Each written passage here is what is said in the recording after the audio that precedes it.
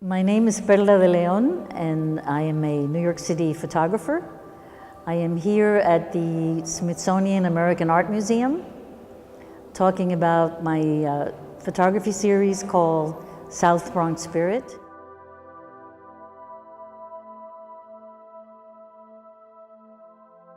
I've always lived in Manhattan. I grew up in Harlem, and we did not have the fires that the Bronx and the Lower East Side and some areas of Brooklyn had. So I knew it could be an area that had had some difficulty, but I had no idea that it had completely burned down the way it did.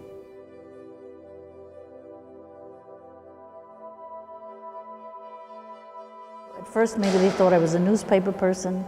Then they thought maybe I was a cop. So they weren't very comfortable with me until I just started to talk to them and explain that I was teaching down the block and that I was very concerned about what the community looked like, that I wanted to take pictures. And then they were really helpful.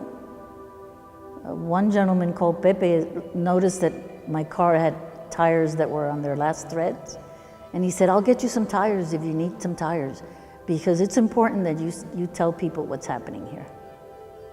And so I was received really well. He was a very nice human being, and he showed me where he and his family used to live and introduced me to some friends, and then eventually brought me this little diary that belonged to a friend that he wanted to show me, someone who had written about the neighborhood.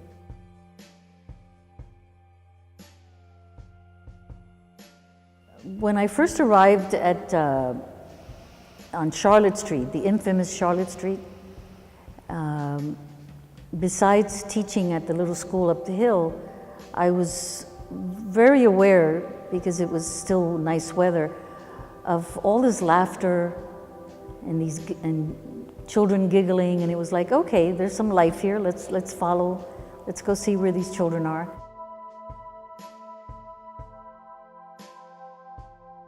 I remember him walking down the block and kind of doing his moves. The minute he took that leap, I just quickly, prayed that I would catch him, and I was very fortunate that I caught him just as he was on the air. So I was always looking for moments like that where you're just capturing what somebody's enjoying. And he was by himself. It's not like he stopped me and said, "Watch, photograph me." He was into his own thing, and I said, okay, this boy's gonna leap. Everyone has captured the fires as they would happen. It was always in the news. It didn't interest me as much.